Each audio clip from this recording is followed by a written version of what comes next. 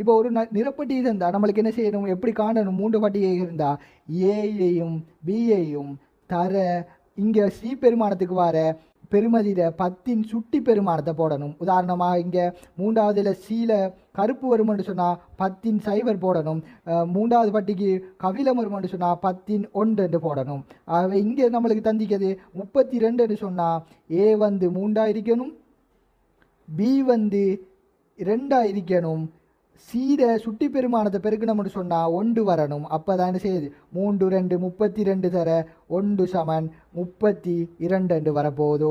ஆகவே இங்கே நம்மளுக்கு ஏ வரப்போகுது 3, ஏட பெருமானம் 3, பீர பெருமானம் 2, சீர பெருமானத்தை பெருக்கி வர்றது 1. ஆகவே இது 10 வந்தால் தான் அது 1.